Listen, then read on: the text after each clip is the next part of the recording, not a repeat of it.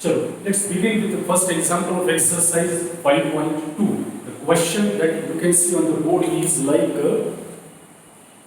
exercise 5.2, question 1, find slopes of the following points. और जैसे ही आपने क्वेश्चन देखा आपने सोचा होगा ये क्या बता रही है, हमने सुना था नया कुछ पढ़ने मिलेगा, ये तो हमको आता है, पर मैंने क्या करूँ, हम एक्सरसाइज 5.2 का क्वेश्चन 1 को इग्नोर तो नहीं कर सकते, इतना जरूर कर सकते कि ऐसे प्रॉब्लम्स आप में मिलकर करेंगे।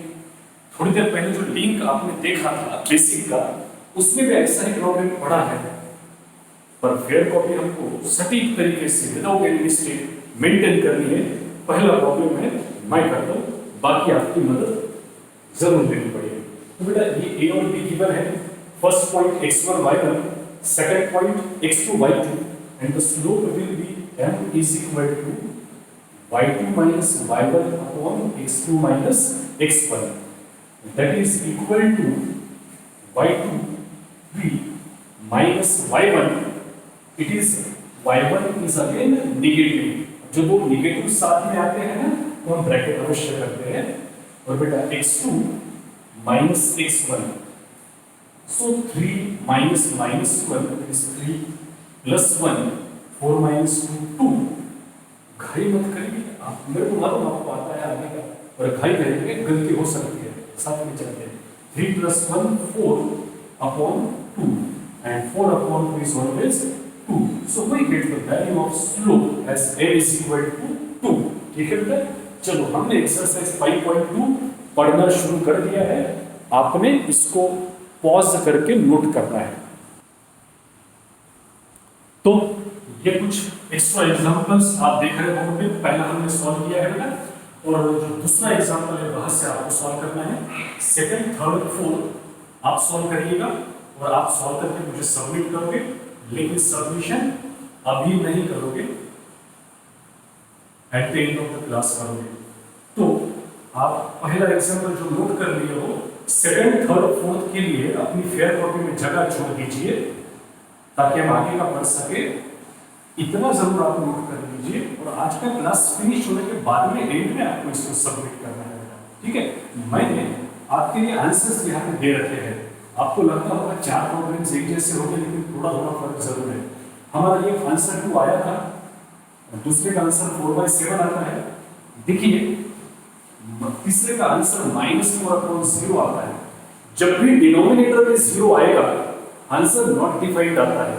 आप कभी भी कैलकुलेटर से करके देखिए, आपके मोबाइल के कैलकुलेटर में कभी भी कोई भी प्रकार का डिवीजन 7/0 नॉट डिफाइंड आता है, 10/0, मतलब जितनी बार डिनोमिनेटर में 0 आएगा ना, कैलकुलेटर भी आंसर नहीं करता, तो वो नॉट डिफाइंड आता है। ठीक, डिनोमिनेटर 0 आंसर संभव नहीं है।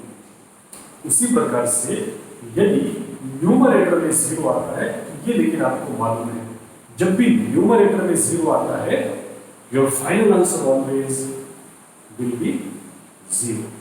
तो ये एग्जांपल से सेकंड, थर्ड, फोर्थ और ये उनके आंसर्स, तो इन्हें आपको सॉल्व करना है, लेकिन आज का क्लास फिनिश होने के बाद में अभी नोट करके रखिए। तो बेटा इसको पॉज करके नोट करके हम तुरंत अगला क्वेश्चन पढ़ना शुरू करेंगे। चलो बेटा आगे बढ़ते हैं। हमारा नेक्स्ट क्वेश्चन है question number 2। As you can read on the board, if x intercept of a line is 2 and y intercept is equal to 3, means we are given x intercept and y intercept। ये पढ़ते पढ़ते या मैं बोलते बोलते आपका सुनते सुनते आप थोड़ा सा सोचने लग गए ये इंटरसेप्ट क्या हो रहा है। ये सुना है कहीं कभी, पढ़ा भी है, कभी समझा भी था, लेकिन आज थोड़ा सा याद नहीं आ रहा है। तो ये इंटरसेप्ट होता क्या है उसकी बात करते ना हम लोग। See what is given, x intercept 2 and y intercept 3 and we have to find the slope of a line। ये भी प्रॉब्लम हम लोग पार्टनरशिप में करेंगे 50-50, आधा मैं आधा आप। शुरुआत का आधा मैं करूंगा, बचा हुआ आधा आप करोगे। जैसे अमिताभ बच्चन ने बोला था, ये खेल शुरू मैंने किया है, खत्म तुमको करना होगा। ठीक है, चलो कम देखो कैसा है, सुनो। ये जो ग्राफ पे होता है ना बेटा, इस ग्राफ पेज पे अगर मैंने दूसरा कलर यूज करता हूं, इस ग्राफ पेज पे यदि मैंने कोई लाइन ड्रॉ किया जो इंटरसेप्ट करता है, इंटरसेप्ट जनरली फाइटर प्लेन के बारे में बोला जाता है। ये इंडिया का बॉर्डर है और ये चाइना का बॉर्डर है, और एक फाइटर प्लेन आके चला गया ऐसा है, तो ऐसा जो चला गया ना, तो वो फाइटर प्लेन सबसे ऐसा गया, तो यहाँ पे उसने क्या किया, बॉर्डर को इंटरसेप्ट किया, मतलब तोड़ दिया। यहाँ पे उसने क्या किया बेटा, बॉर्डर को इंटरसेप्ट किया। इंटरसेप्ट करना है तोड़ना। तो उन्होंने कहा है एक लाइन है जिसका नाम हो सकता है, मान के चलिए एल है, उस लाइन में एक्स एक्सिस को और वाई एक्सिस को इंटरसेप्ट किया। तो एक्स इंटरसेप्ट कितना बोले बेटा, वो 2। एक्स इंटरसेप्ट यहां पे आएगा, कितना आएगा 2, और वाई इंटरसेप्ट कितना बोले बेटा, वो 3। अब आपको इतना तो मालूम है, जब भी कोई पॉइंट एक्स एक्सिस पे होता है तो उसका वाई कोऑर्डिनेट 0 होता है। तो क्योंकि x इंटरसेप्ट 2 है, कितना है बेटा, x इंटरसेप्ट 2 है, तो वो पॉइंट बन गया 20। क्या बन गया, पॉइंट 20। क्योंकि x इंटरसेप्ट 2 है तो उसका y कोऑर्डिनेट कैसा आ जाएगा, 0। ये हमारा पहला पॉइंट है, ए नाम दे देते हैं उसको। और बेटा वो कहते हैं y इंटरसेप्ट 3 है, मतलब y एक्सिस को उसने यहां पे तोड़ दिया 3 पे, because the point lies on y axis, it's x coordinate will be 0 और y इंटरसेप्ट उनके हिसाब से 3 है। y एक्सिस पे है तो x का वैल्यू 3 हो गया बेटा, इसको हमने दूसरा नाम दे दिया b, ठीक है ना। अब ये रहा आपका पहला पॉइंट a, जिसको मैंने लिखना है x1 y1 और इसको लिखना है बेटा मैंने x2 y2। तो क्या आप लाइन AB का स्लोप नहीं निकाल सकते क्या? आप लाइन AB का स्लोप जो उन्होंने फाइंड करने के लिए बोला है, आप जरूर निकाल सकते, जैसा अभी किया था। पर बिफोर दैट एक चीज मैं आपको और बता दूं, यहां से आगे क्वेश्चन 2 से आगे हर प्रॉब्लम में हमको कुछ ना कुछ नया पढ़ना होगा, जो हम लोग उस प्रॉब्लम में भी लिखेंगे और जिस पेज पे वो प्रॉब्लम हम लोग नोट कर रहे हैं उस पेज पे हमारी कॉपी में मार्जिन के ऊपर भी लिखेंगे। और मार्जिन के ऊपर लिखेंगे ना, तो जैसे जैसे पेजेस पलटाते हैं ना, वो एक हेडलाइन जैसा बन जाता है, नए नए की पॉइंट्स पढ़े जैसा हो जाता है, रिवीजन अच्छी होती है। हाईलाइटर पेंट रहा, सॉरी पेंट नहीं, पेन रहा, तो हाईलाइटर पेंट से उसको पेंट जरूर मार देना, पेंट ने पूरा मत मारना, हल्का सा टचअप कर देना, इसको इसको।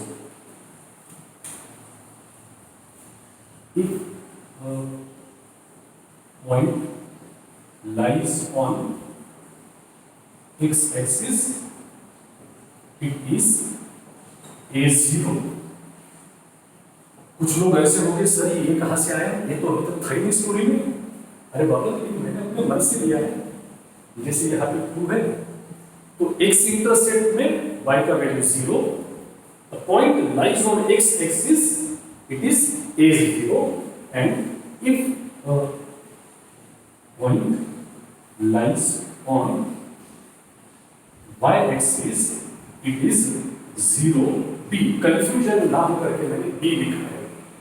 माय डियर फ्रेंड्स, आपने अभी क्वेश्चन नंबर 2 का प्रॉब्लम लिखना है, उसके नीचे एक बॉक्स करके इतना लिखना है क्वेश्चन में, उसके बाद में इस पेज पे मार्जिन के ऊपर इसको लिखना है, उसके बाद में जहां पे आप सॉल्व कर रहे हैं ये डायग्राम बनाना है और नीचे स्लोप निकालना है। कैसा निकालोगे स्लोप, ऐसा निकालोगे, m is equal to y2 minus y1 upon x2 minus x1। बढ़िया निकाल लेते आप, मेरे को मालूम।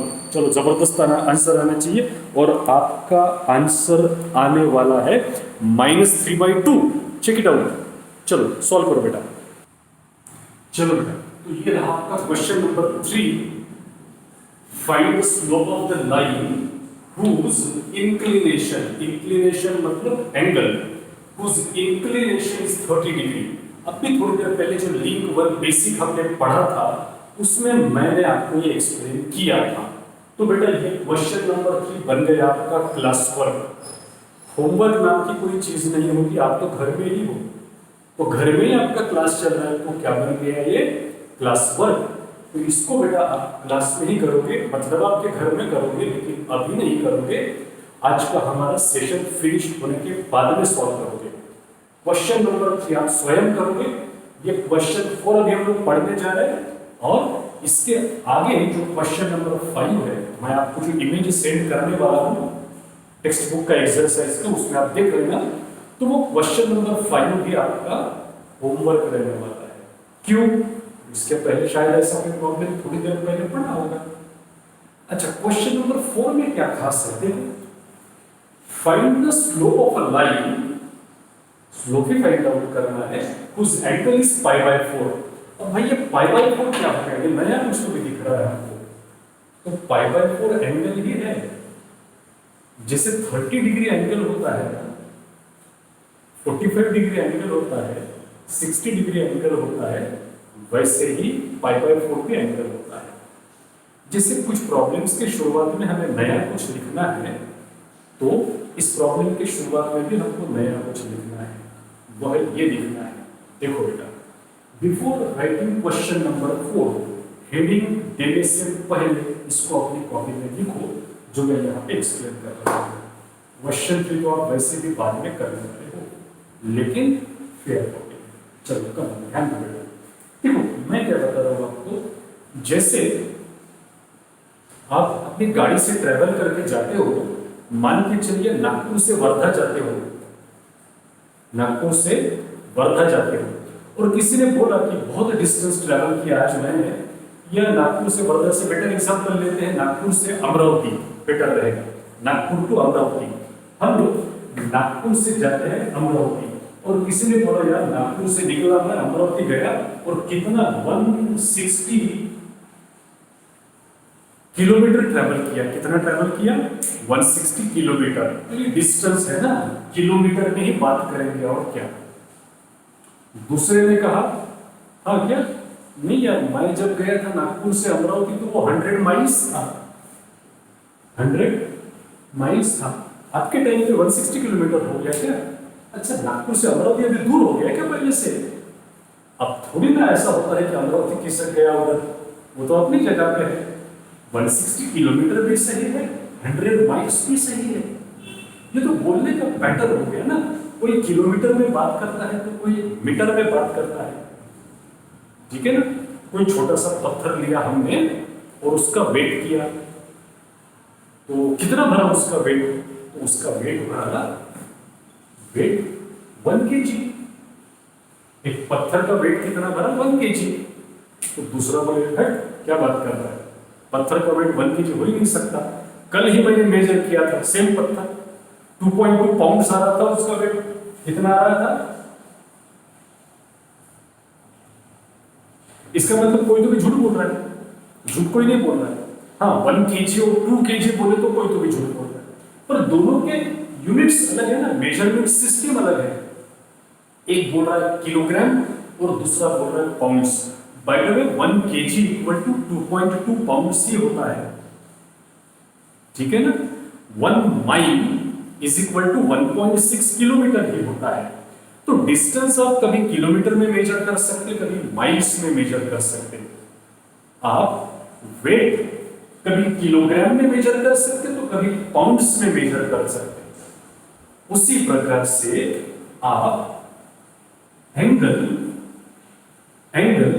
कभी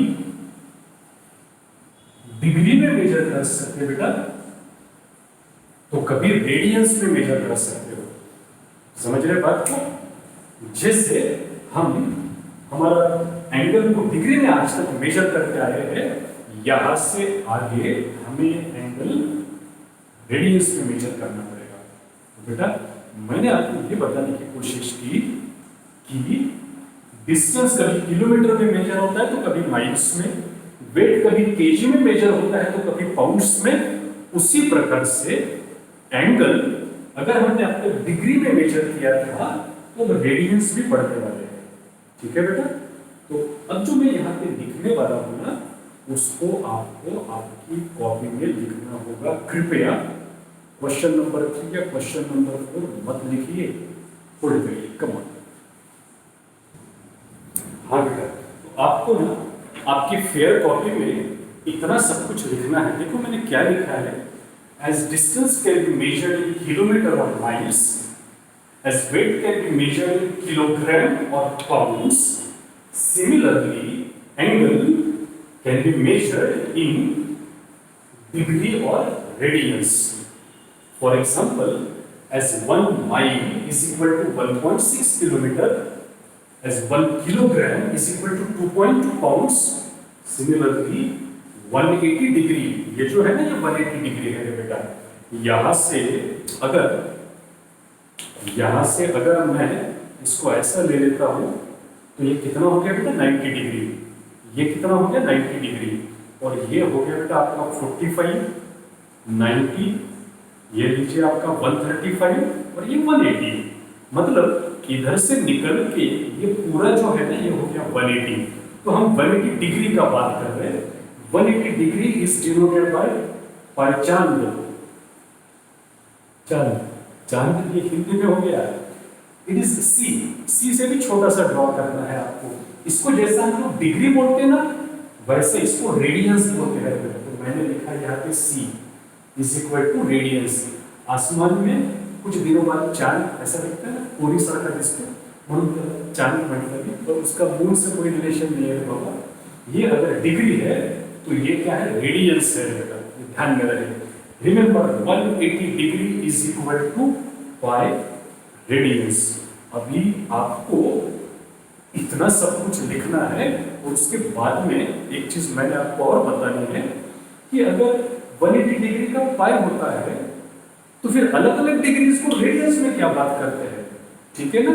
वो टेबल भी मैं आपको एक्सप्लेन करने वाला हूं, लेकिन उसके पहले पॉज करके इतना सब कुछ लिखिए और सही में लिखिए, क्योंकि जैसे ही क्लास फिनिश होगा मैं आपको बोलने वाला हूँ। कॉपी का इमेज निकाल के मुझे सेंड करो, वरना घर में आके चेक करूंगा, है। चलो करो बेटा। चलो, ये जो आप बोर्ड पे देख रहे हैं 180 degree equal to pi radians, ये मैंने फिर से एक बार आपके सामने इस टेबल में लिखा है। 180 degree is equal to pi radians. ये इतना इंपॉर्टेंट है कि हमको इसको लगभग 5 बार तो लिखना ही है। 180 degree is equal to pi radians. मैं इसको 5 टाइम्स तो जरूर लिखूंगा।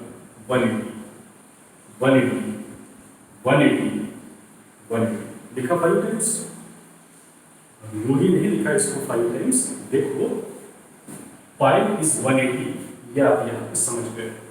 मैं इसको ना 2 से डिवाइड करने वाला हूँ, तो ठीक है ना, फिर इसको भी 2 से डिवाइड करना पड़ेगा। कर दी। मैं इसको 3 से डिवाइड करने वाला हूँ, तो मुझे इसे भी 3 से डिवाइड करना पड़ेगा। मैं इसे 4 से डिवाइड करने वाला हूँ, तो मैं इसे भी बेटा 4 से डिवाइड करूंगा। मैं इसे 5 से डिवाइड नहीं करने वाला। क्यों? अभी पता चलेगा। मैं इसे 6 से डिवाइड करने वाला हूं, तो मैं इसे भी 6 से डिवाइड करूंगा। हो गया? तो आप देख रहे हो कि ऊपर जो मैंने लिखा है ना बेटा, वो है रेडियंस में, और ये जो लिखा है वो कैसा है, डिग्री में। RAD मतलब रेडियंस, और ये आपका डिग्री। अब आप बात को समझो। पाई इज 180 डिग्री, तो pi by 2 is 180 upon 2 90 degree. Pi by 3 is 60 degree. Pi by 4 is 45 degree. और 36 डिग्री कुछ होता नहीं तो पाई बाई 3 नहीं लिखा मैंने। पाई बाई 6 मतलब 180 बाई 6 इज 30 डिग्री। इस प्रकार हमने ये समझने का कोशिश किया है कि रेडियंस को डिग्री में या डिग्री को रेडियंस में कैसा लिखते हैं। ये नहीं लिखना है आपको, ये सिर्फ समझना था। मैंने सारे पाई लिखे थे पहले, ये सारे मैंने यहाँ पे पाई लिखे थे, फिर मैंने यहाँ पे सारे 180 लिखे थे, और मैंने डिवाइड बाई 2 दोनों को कर दिया। और जैसे मैंने डिवाइड बाई 2 कर दिया, divide by 3, divide by 4, divide by 6, तो ये आपके सामने है। अब इसको थोड़ा सा और समझते हैं। चलो देखो तो अभी ये जो 180 अपॉन 2 था 90 हो गया, 180 अपॉन 3 60 हो गया, 180 अपॉन 4 45 हो गया, 180 अपॉन 6 30 हो गया। This is very important thing, और इसको हमने बहुत ही सिंपली समझने का कोशिश किया है। चिल्ड्रन, ये बहुत इंपॉर्टेंट चीज है, आपको ये सारा कुछ लिखना है। उसके बाद में आप क्वेश्चन नंबर 3 लिखोगे, उसके लिए पर्याप्त जगह छोड़ोगे। उसके बाद में क्वेश्चन नंबर 4 हम लोग सॉल्व करने जा रहे हैं। आप ना इसको नोट करेंगे और एक पेज पे तो नोट करोगे यार कंटिन्यूएशन में, लेकिन ये जो चार्ट बनाया है टेबल, इसको मार्जिन के ऊपर भी लिख के रखो, ये बार बार बहुत काम में आने वाला है हमारे। ठीक है, चलो इसको पॉज करके टेबल बनाएंगे। आई होप आप इंस्ट्रक्शंस फॉलो कर रहे हो। अगर आप पॉज किए बगैर आगे बढ़ रहे हो, उससे देख के तो जल्दी हो जाएगा, फॉर्मेलिटी फिनिश होगा, मैथ्स पढ़ना नहीं होगा। बच्चों आप समझिए, हमारी 10th के एग्जाम के बाद में रिजल्ट लगने को अवकाश है, करके यू भी टाइम पास नहीं कर रहे हैं। हम जेन्युइनली मैथ्स पढ़ रहे हैं, तो आपने भी जेन्युइनली पढ़ना होगा। आई होप कि जितनी बार मैंने आपको पॉज करने के लिए बोला है, उतनी बार आपने पॉज किया है और उतनी बार आपने जो भी बताया गया है वो लिखा जरूर है। ठीक है बेटा, चलो आगे बढ़ते हैं। ये प्रॉब्लम नंबर 4 कैसा करना है। अब उन्होंने बोला है इंक्लिनेशन इज π/4, तो हमने लिखा आंसर